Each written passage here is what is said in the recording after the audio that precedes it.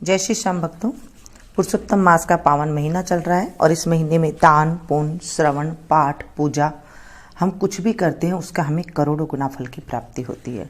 बोले विष्णु भगवान की जय, कृष्ण कन्हैया लाल की जय, राधे रानी की जय। क्या लेकर तू आया जग में, क्या लेकर अब जाएगा, क्या लेकर तू आया जग में, क्या लेकर अब जाएगा। सोच समझ ले रे मन मूरख, आखिर में पछताएगा। सोच समझ ले रे मन मूरख, आखिर में पछताएगा। क्या लेकर तू आया जग में, क्या लेकर अब जाएगा। भाई बंधु मित्र तुम्हारे मरघट तक संग जाएंगे, स्वार्थ के दो आंसू दे करके लौट लौट घर आएंगे। कोई न तेरे साथ चलेगा, काल तुझे ही खाएगा। कोई न तेरे साथ चलेगा, काल तुझे ही खाएगा। क्या लेकर तू आया जग में, क्या लेकर तू जाएगा। कंचन जैसी कोमल काया तुरंत जलाई जाएगी। कंचन जैसी कोमल काया तुरंत जलाई जाएगी। जिस नारी से नेह घनेरा वह भी देख डराएगी। एक मास तक याद रखेगी, फिर तू याद न आएगा। एक मास तक याद रखेगी, फिर तू याद न आएगा। क्या लेकर तू आया जग में, क्या लेकर तू जाएगा। 25वां अध्याय। राजा धीरधनुआ कहने लगे, हे ब्राह्मण, हे मुने, अब कृपा करके पुरुषोत्तम के व्रत का उद्यापन की विधि सहित कहिए। मुनि बोले, पुरुषोत्तम मास के कृष्ण पक्ष में 14, नवमी, अष्टमी इन तिथियों में उद्यापन करना चाहिए। इस पुण्य पुरुषोत्तम मास में प्रातःकाल उठकर प्रातःकाल की सब क्रिया करके जैसी सामग्री मिले उसी से 30 ब्राह्मणों को नौता देवे। यदि शक्ति न हो तो 5 या 7 ब्राह्मणों को नौता देवे। दोपहर में सुंदर मंडप बनावे। मंडप के ऊपर तांबा या मिट्टी के छिद्र रहित 4 कलश स्थापना करे। चारों दिशाओं में पुरुषोत्तम भगवान की प्रीति के लिए कलशों पर श्रेष्ठ नारियल धरे। उन कलशों पर वासुदेव, हलधर, प्रद्युम्न, उत्तम देव या अनिरुद्ध इन चारों को स्थापना करे। फिर वेदांग के जानने वाले आचार्य को बुलाकर उस मंडप के बीच में, जिसमें 4 ब्राह्मणों को जप के लिए वरण करे। उन ब्राह्मणों को अंगूठी आदि से युक्त 2-2 वस्त्र देवे। बड़े आनंद से वस्त्र आभूषण संयुक्त आचार्य को विभूषित करे। फिर देह की शुद्धि के लिए प्रायश्चित करे। फिर पूर्व कही हुई विधि से स्त्री सहित पूजा करे। वरण किए हुए ब्राह्मणों से 4 प्रकार का चतुर्व्यूह का जप करावे। चारों तरफ 4 अखंड दीपक जलावे। फिर क्रम से नारियल आदि से अर्घ दान करें। अर्घ देने का मंत्र है, हे देव देवेश, हे पुराण पुरुषोत्तम, हे हरे, आपको नमस्कार है। राधा सहित मेरे अर्ध को ग्रहण कीजिए। नवीन मेघ के समान श्याम वर्ण दोनों हाथों में मुरली लिए हुए, पीतांबर धारण किए हुए राधा सहित पुरुषोत्तम देव को मैं नमस्कार करता हूं। फिर राधा सहित श्री हरि को पुष्पांजलि देवे। फिर स्त्री सहित भगवान को साष्टांग नमस्कार करे। फिर ब्राह्मण को सुवर्ण सहित पुण्य पात्र देवें और फिर आनंद से आचार्य को बहुत सी दक्षिणा देवे। पश्चात भक्ति से स्त्री सहित आचार्य को वस्त्र आभूषणों से प्रसन्न करे।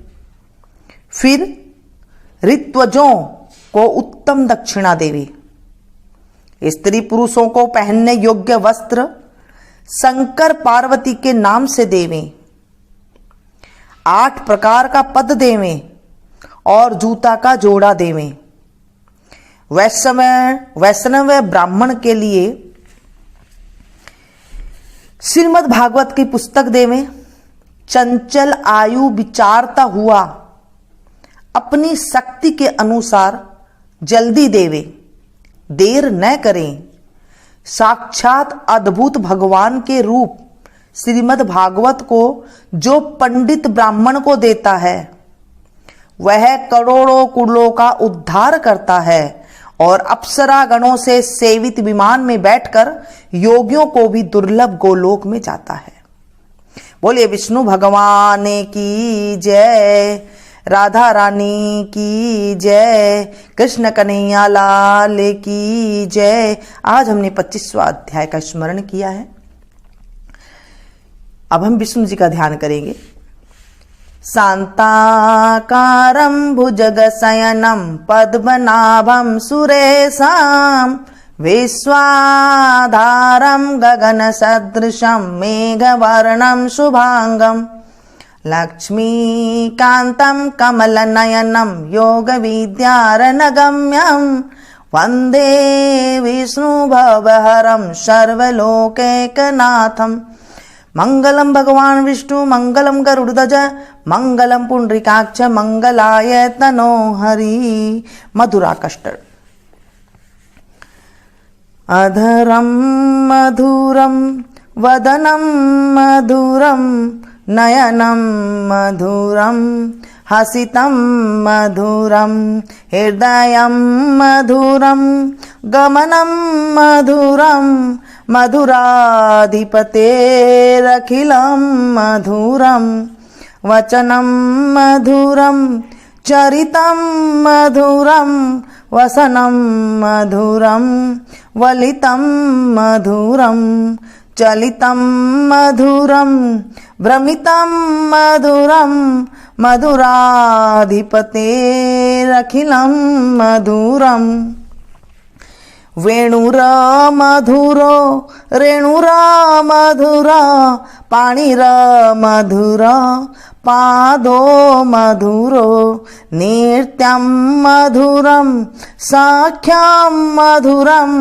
मधुराधिपतेरखिलं मधुरम् गीतं मधुरं पीतं मधुरं भक्तं मधुरं सुप्तं मधुरं रूपं मधुरं तिलकं मधुरं मधुराधिपतेरखिलं मधुरं करणं मधुरं तरणं मधुरं हरणं मधुरं रमणं मधुरं वलितं मधुरं समितं मधुरं मधुराधिपतेरखिलं मधुरं गुंजा मधुरा माला मधुरा यमुना मधुरा वीची मधुरा सलिलं मधुरं कमलं मधुरं मधुराधिपतेरखिलं मधुरं गोपी मधुरा लीला मधुरा युक्तं मधुरं मुक्तं मधुरं दिष्टं मधुरं शिष्टं मधुरं मधुराधिपते रखिलं मधुरम्। गोपा मधुरा गाओ मधुरा यष्टिर मधुरा श्रेष्ठिर मधुरा दलितं मधुरं फलितं मधुरं मधुराधिपते रखिलं मधुरम्। जय बोलो विष्णु भगवान की जय। आज हमने मधुराष्टकम का पाठ का स्मरण किया है। पुरुषोत्तम मास में हम श्री राधा जी की, कृष्ण जी की, विष्णु भगवान की जितनी भी पूजा कर सके सब कम है। जैसे हम कार्तिक मास में पूजा करते हैं, बैसाख मास में पूजा करते हैं, ऐसे ही हमें पुरुषोत्तम मास में पूजा करनी चाहिए। केला की, पीपल की, तुलसा की, पथवारी की, सबकी हमें पूजा करनी चाहिए। वैसे ही हमें कथा कहानी कहनी चाहिए और इस तरह से हमें पूजा पाठ करना चाहिए। अगर अभी तक आपने नहीं किया है तो अभी 5 दिन जो आने वाली है, एकादशी से लेके अमावस्या तक, आप 5 दिन भी जल्दी उठ करके स्नान कर सकते हैं और इन जगहों पर आप पूजा करें। केला, पीपल, तुलसा, पथवारी की, और हर जगह जैसे मंदिर में जाते हैं वैसे जा करके दीप दान जरूर करिए। सुबह शाम आप दीप जलाएं। घी का जला सकते हैं, नहीं तो आप तिल का तेल के आपका दीपक जला सकते हैं। इस तरह से आप करिए। दान आदि मैंने बता रखी है, जैसे आप सारे दान कर सकते हैं। 1 महीना की मैंने दान सामग्री बता रखी है, आप उन चीज़ों को देख करके दान कर सकते हैं। जो भी आपके मन में है वो आप दान कर सकते हैं।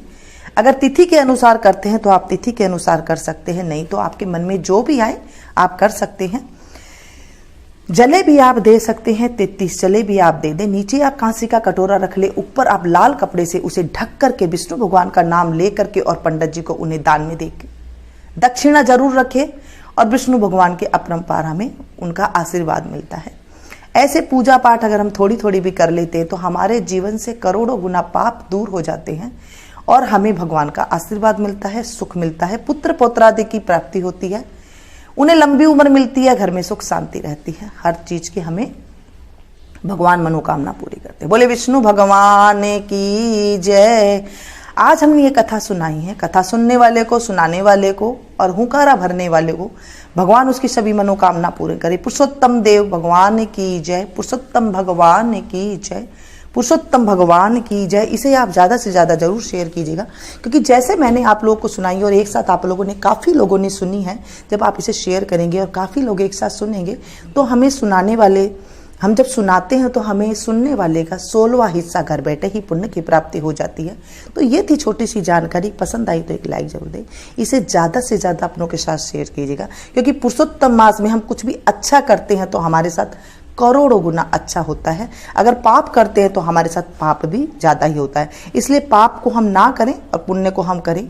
किसी की चुगली ना करें, निंदा ना करें। सुबह जल्दी उठें, स्नान दान करें, नारायण पारायण तारण करें और उसके बाद हमें सारे सुखों की प्राप्ति होती है। बोले विष्णु भगवान की जय। मिलती हूँ फिर से एक नई कथा के साथ, नई जानकारी के साथ।